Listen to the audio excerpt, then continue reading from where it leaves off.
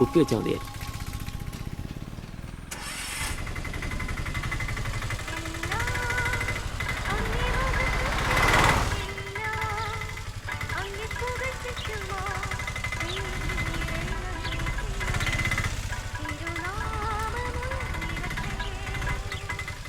വക്രത നിറഞ്ഞ പാപലോകത്തിൽ നീ വിളിച്ചു വേദിരിച്ച നിഞ്ജനം നിന്റെ പൊന്നു നാമം മുഖത്തിനായി ദിനം ശോഭിപ്പാൻ കൃപ നൽകണമേ. പ്രൈസ് ദി ലോർഡ് അംബ്രോസേ. Praise the Lord.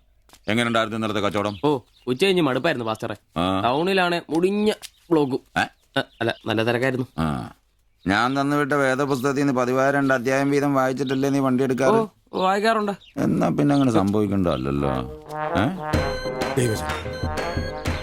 മോനെ ആംബ്രോസേ, പ്രാർത്ഥന കൊണ്ടല്ലാതെ ഈ ലോകത്ത് ഒരു രക്ഷയും.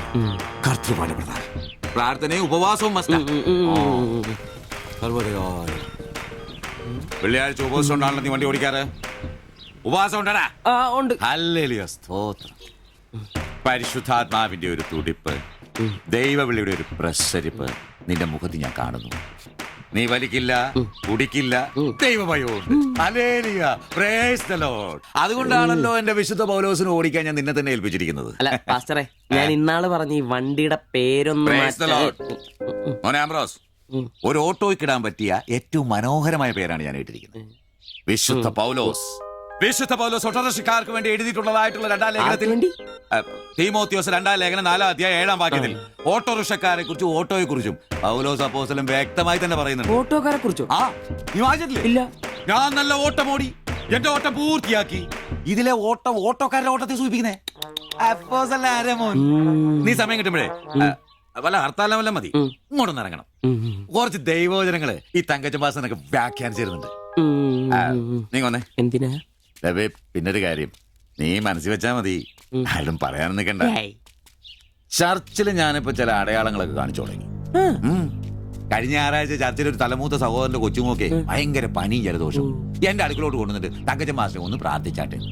ഞാൻ പ്രാർത്ഥിച്ചു സൂതിപ്പ് നടത്തി കോച്ചിന്റെ മൂക്കൊരു തുടങ്ങി കിട്ടും. ആ നിമിഷം പോയി. മൂക്ക് പോയോ? മൂക്കല്ല, മൂക്ക് അടപ്പ് പോയി. ഇപ്പൊ പലരും വരുന്നുണ്ട്, തങ്കച്ചൻ ഭാഷ ഒന്ന് പ്രാർത്ഥിക്കണം, തങ്കച്ചൻ ഭാഷ ഒന്ന് പ്രാർത്ഥിക്കണം എന്ന് പറഞ്ഞു. നിനക്ക് പ്രാർത്ഥിക്കണം? പരിശുദ്ധാത്മാവിന്റെ. നിന്നോട് ഞാൻ ഇന്നാള് പറഞ്ഞ കാര്യം എന്തായി? എന്ത് കാര്യം? എടാ, നീ രക്ഷിക്കപ്പെടുന്ന കാര്യം. അങ്ങനെ നിന്റെ രക്ഷയ്ക്കായി നീ സ്നാനപ്പെട്ട നിന്റെ ശമ്പളത്തിൽ ഡെയിലി 17 രൂപ കൂടി തരും. ഒരു നിസ്സാര കാര്യം ആലോചിക്കുക. ഇയാളുടെ ഈ കത്തി സഹിക്കുന്നതിന് പിന്നിൽ ആംബ്രൂസിന് ഒരു ലക്ഷ്യമേ ഉള്ളൂ: മകൾ ശില്പയെ പ്രണയിച്ച് വിവാഹം കഴിക്കുക, കൂടെ ഈ ഓട്ടോയും വീടും സ്വന്തമാക്കുക.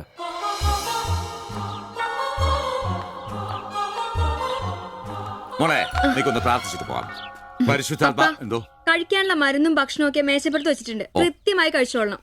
പിന്നെ ആത്മാക്കൾ വിളിക്കാൻ പോണെന്നുണ്ടെങ്കിൽ ഉച്ച കഴിഞ്ഞ് വെയിലൊക്കെ ആറിയിട്ട് പോയാൽ മതി.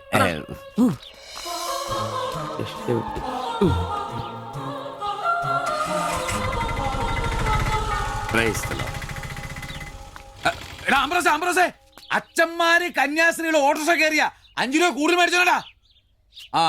Price the Lord.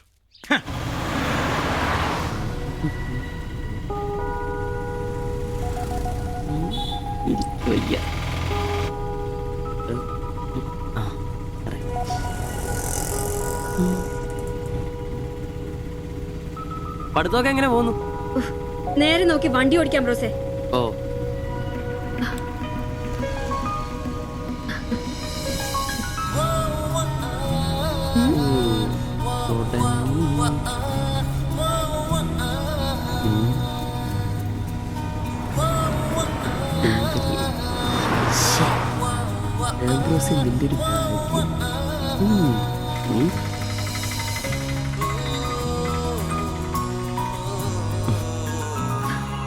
വൈകിട്ട് എന്നെ ചുമ്മാ നോക്കി നിർത്തിയേക്കരുത്.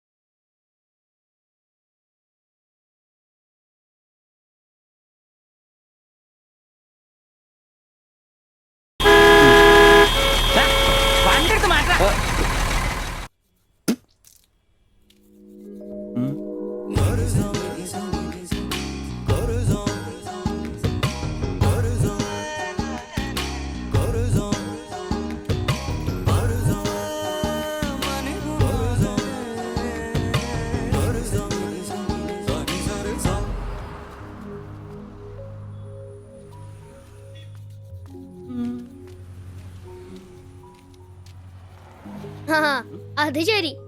എന്റെ ടീച്ചറെ വായ നോക്കുവല്ലേ? പിന്നെ നിന്റെ ഒരു ഉണക്ക ടീച്ചർ അവൾ മലരോ? നോണയൊന്നും പറയണ്ട, എനിക്കെല്ലാം അറിയാം. ടീച്ചർ നാളെ എന്നോട് പറയുകയും ചെയ്തു. എന്ത്? എന്താണ് പറഞ്ഞത്? പറയടാ. ഒരു വായ നോക്കി ആ വീടിനടുത്ത് നിക്കില്ലേ, ഏതാവനെന്ന്. എന്നിട്ട് നീ എന്ത് പറഞ്ഞു? ആ പെയിന്റ് അടിക്കാൻ പോകുന്ന സിവിച്ചാണെന്ന് പറഞ്ഞു. നശിപ്പിച്ച്. നിന്റെ അടുത്ത് പലതവണ പറഞ്ഞിട്ടില്ലേ പെയിന്ററാന്ന് പറയുന്നത് ചിത്രകാരനാന്ന് പറയണു. എനിക്ക് നുണ പറയാനൊന്നും പറ്റില്ല. അയ്യടാ ഒരു കൊച്ചു കാന്തി. നീ ഇങ്ങോട്ട് വാ. ആനേനെ വരച്ച, ആടിനെ വരച്ച, മയിലിനെ വരച്ചാന്ന് പറഞ്ഞുകൊണ്ട് ശരിയാക്കി തരാം. നിന്നെ പിണങ്ങി പോലെ. ശിവചേട്ടന് ഒരു ഉപകാരം ചെയ്ത് തന്നു കഴിഞ്ഞാൽ ശിവചേട്ടൻ ഇനിയും ഒരുപാട് പടം വരച്ചിടാം. മമ്മൂട്ടിയുടെയും മോഹൻലാലിന്റെയും പൃഥ്വിരാജിന്റെയും. ആ എന്തുപകാരാന്ന് പറയും. ഒരു കൊച്ചുപകാരം പറയട്ടെ. ശിവചേട്ടൻ മോന്റെ കയ്യിൽ ഒരു സാധനം തന്നു വിടും. അത് മോൻ ടീച്ചറിന്റെ കൊണ്ട് കൊടുക്കണം. മനസ്സിലായി. പ്രേമലേഖനല്ലേ? ഛേ, ഇതൊന്നുമല്ല. അത് ബാബുക്കൊണ്ടെ കൊണ്ട് കൊടുപ്പിക്കൂ. ചേട്ടൻ തന്നെ കൊടുക്കില്ലേ? ഇത് വേറെ സാധനം. കൊടുക്കൂ. കൊഴപ്പാവൂ? ഏയ്. എന്നാ ഒരു കൈ നോക്കാം. ചെല്ലട്ടെ. എന്നതാടാ രാവിലെ തന്നെ കറങ്ങി നടക്കുന്നേ? പഠിക്കാനൊന്നുമില്ലേ? ഞാൻ നമ്പീശാച്ചാന് സോപ്പ് എടുക്കാൻ പോയതാ. ആ പോയിരുന്നു പഠിക്കേ. നിങ്ങളുടെ മകനല്ലേ, അവനും തുടങ്ങി പൊതുപ്രവർത്തനം. ഓ സൂര്യൻ ഉച്ചയിലെത്തിയല്ലോ. പല്ലി വെളിപ്പേരൊന്നും കഴിഞ്ഞില്ലേ? അവന്മാരൊക്കെ എന്തിയേ? ഇന്നലെ രാത്രി നല്ല പൂസായിരുന്നല്ലേ? ചെറുതായിട്ട്. പിന്നെ എനിക്ക് പണിയൊന്നുമില്ല. പുതിയ സൈറ്റ് ആവണം. ആ എന്നാ ഉച്ച കഴിഞ്ഞ പാർട്ടി ഓഫീസിൽ വാ. 2-3 ബോർഡുകൾ എഴുതാനുണ്ട്. സ്ഥിരം എഴുതുന്നവന് ഡെങ്കിപ്പനിയാ. പകരക്കാരനവൻ എന്റെ പട്ടി വരും. വലിയ നേതാവാ. സ്വന്തം വീട്ടിൽ വാടകയ്ക്ക് താമസിക്കുന്നവർക്ക് ഒരു ഉപകാരമില്ല. പണിയല്ല ആമ്പിളേർക്ക്. നീ ചൂടാവല്ലേ. പണ്ടത്തെ പോലെ പിരിവത്ര കാര്യക്ഷമമല്ല. കാശ് ഞാൻ കൈന്നെടുത്ത് തരേണ്ടി വരും. മുടിഞ്ഞ പണിക്കൂലിയല്ലേ? 4 സൈഡിൽ നിന്ന് വരുമാനമല്ലേ? കൈനോടത്ത് മുടക്കൂ. എന്ത് വരുമാനം? ആകെ ഉള്ളത് 2 വാടക വീടാ. അതിന്ന് എന്താ കിട്ടുന്നതെന്ന് നിനക്കറിയാലോ. ഒന്നിന് വാടകയില്ല. പിന്നെ നീയൊക്കെ തരുന്നതിന്റെ കണക്ക് ഞാൻ പറയണ്ടല്ലോ. അതെ, ഇതെടുക്കാതെയാണോ നിങ്ങൾ പോയത്? ഇങ്ങനെ ഓർമ്മയില്ലാത്തൊരു മനുഷ്യൻ. ഞാനതങ്ങ് മറന്നു. ഡാ സിബി, നീ അറിഞ്ഞോ നമ്മുടെ നമ്പീശൻ ചേട്ടൻ ചെയ്തൊരു ചെയ്ത്ത്? നീ അറിഞ്ഞില്ലേ? ഇല്ല. അങ്ങയുടെ ശരീരം മരണശേഷം ഏതോ മെഡിക്കൽ കോളേജിൽ പിള്ളേർക്ക് പഠിക്കാൻ കൊടുത്തോളാം. എവിടെ ഒരു മെഡിക്കൽ ക്യാമ്പിൽ വെച്ച് ഒപ്പിട്ട് കൊടുത്തു.